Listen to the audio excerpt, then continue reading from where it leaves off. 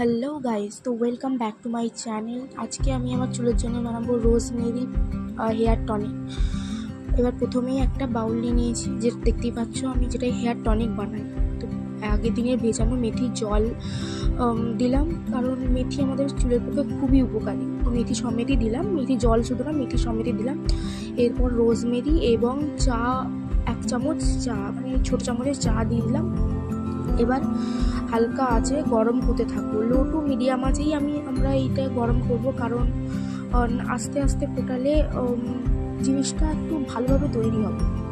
তো ফোটাতে ফোটাতে আমি দারচিনিতে আগে ভুলে গেছিলাম, তো দারচিনি দিয়ে জিনিসটাকে চামচ দিয়ে বাইরে নাড়িয়ে দেখছিলাম যে না পেঁপে করে দেখছিলাম, এবং পেঁপে গাছ 1 গ্লাস জল দিয়েছিলাম, ওটাকে হাফ গ্লাস করছি, মানে আস্তে আস্তে করে ঘন হচ্ছে, যার জন্য জিনিসটা যাতে বসে না যায়, যার জন্য আমি নাড়াতে থাকলাম।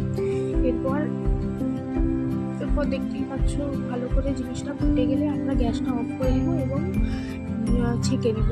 বলেইছিলাম আগে 1 গ্লাস জল করে দিয়েছিলাম, হাফ গ্লাস করেছি, এই আধার নিচে পড়ে গেল, দেখতেই পাচ্ছ। হাফ গ্লাস জলে এবার পতঞ্জলির অ্যালোভেরা জেল মিশিয়ে নেব, কারণ অ্যালোভেরা আমাদের চুলের পক্ষে খুবই উপকারী।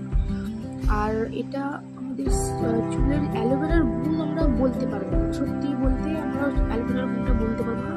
এবার ওটা ওই হেয়ার টনিকের উপরে মিশিয়ে নেব।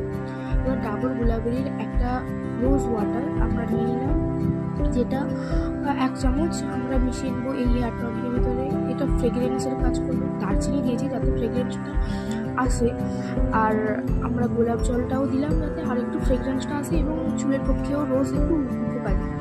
তো এবার ভালো করে মিশিয়ে নিয়ে স্প্রে বোতলে ঢেলে নিলাম। স্প্রে বোতলে ঢালার পর এবার প্রথমেই আমি আমার হেয়ারটাকে ভালো করে আঁচড়ে নেব, কারণ তোমরা জানো যে কোনো কিছু ব্যবহার করার আগে হেয়ারটাকে ভালো করে আঁচড়ে নেব।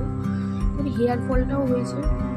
এবার হেয়ার টনিকটা নিয়ে মাথায় আস্তে আস্তে করে লাগিয়ে নেব, একটা একটা করে চুলের ফাঁকে।